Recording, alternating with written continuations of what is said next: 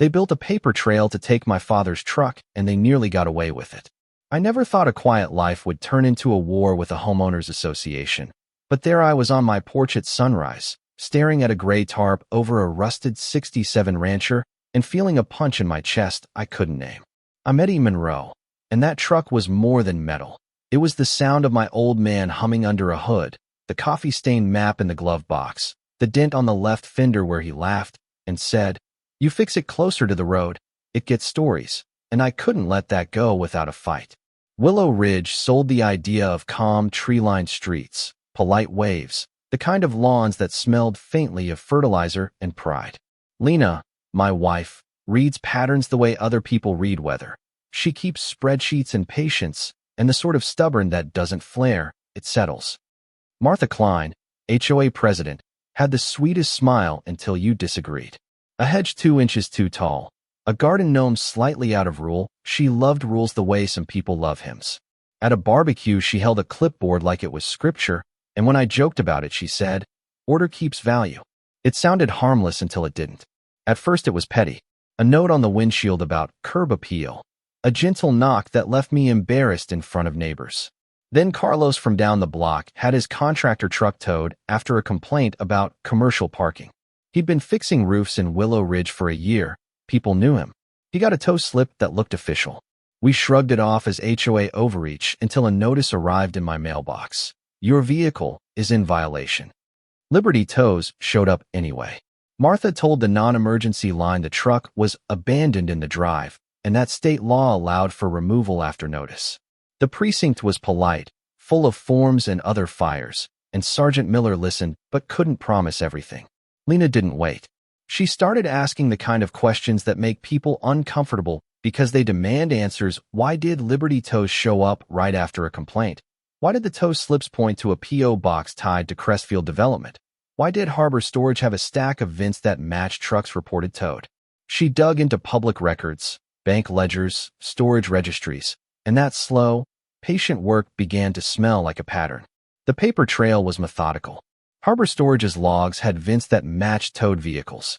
Liberty Tows had pickups that often ended at the same small storage facility. Transfers showed money moving through an account labeled Crestfield HOA Admin. It read like a business plan if you were selling stolen property as community upkeep. Complaint filed, tow performed, impound fees paid by frightened owners, items auctioned, proceeds channeled back. Lena found notes in a binder, curb appeal, clear undesirables scribbled in a hand we matched back to notices Martha had signed. The words felt like a confession when you saw the money. We set a trap, careful and legal. Lena slipped a tiny GPS under the dash mine to use, mine to track, and I posted a for sale sign with a burner number on the neighborhood app. We baited the truck to look like easy money, an old beauty, sentimental, clearly attractive to someone who wanted profit without the work of buying. Martha put Willow Ridge on display with garden tours and a charity gala, and Derek, her son, seemed to shuffle between ribbon cutting and coordination with Liberty Tows. It was all choreography. Complaint filed by a neighbor, Liberty Tows called, truck hauled, bill sent, auction notice typed. Then it got ugly. Officer Kelly, a young patrolman who'd been friendly and curious, told me he'd follow a tow truck to see where it went. He didn't come back for lunch. His phone went to voicemail. Lena's GPS pinged to a Crestfield model home 2 towns over. When we drove there, the stage furniture smelled like new carpet and sails. In a back room, bound to a chair, was Kelly, eyes wide and hands raw from tape. Someone had caught him taking photos. They'd decided to teach him a lesson. Seeing him there small, furious, scared changed everything. There was no longer room for quiet complaints. Miller, the sergeant who'd listened before, took it personally and moved papers. Warrants went out. Forensics did the patient, ugly work.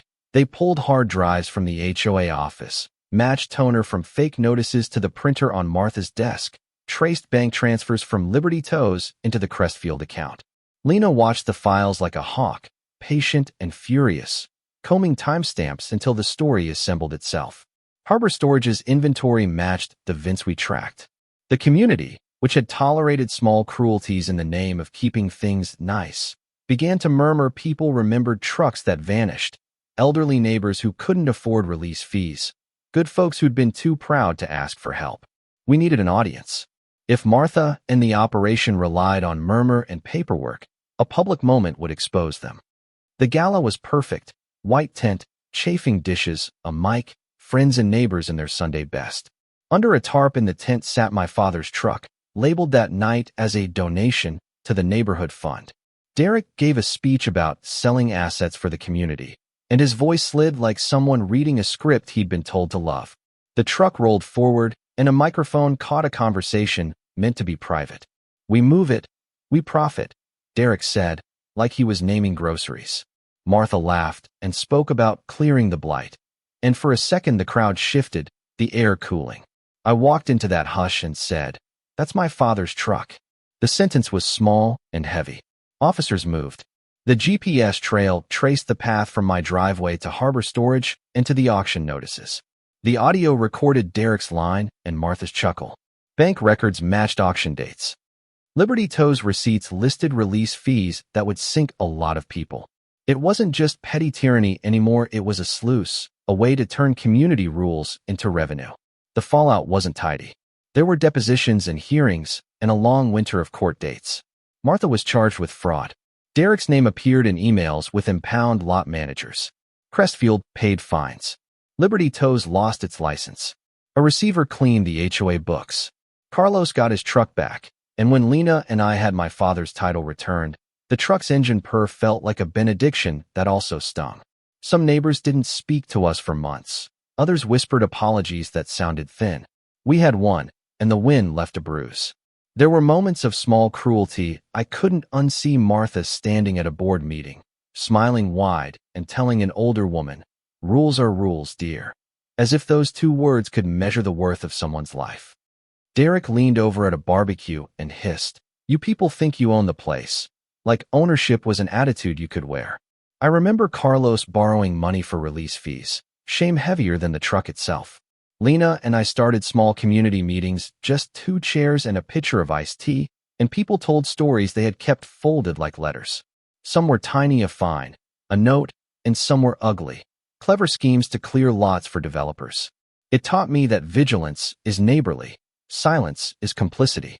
Sitting in the garage that first night, headlights off, grease under my nails, I thought about how little things pile into a life. A bylaw about curb appeal becomes a cudgel when wielded by someone who fears disorder. A volunteer title like president becomes a throne. People who care for their property can, when given power and a clipboard, start policing who belongs. We learned that laws alone don't save you, and the internet of forms can hide a lot, but a GPS, a bank statement, a neighbor who remembers those small things are how a mess becomes a case. So tell me, where do you draw the line between upkeep and control? Have you seen volunteer power tilt into something darker? Drop a comment and tell me your take: right, wrong, messy, and if this makes you look twice at the person who keeps things nice where you live, share it so others check their mailboxes a little closer. If you've ever had a small thing turn big because someone with authority chose it, tell that story below. Neighborhoods are made of people, and justice, in the truest sense, starts with neighbors who watch and speak up.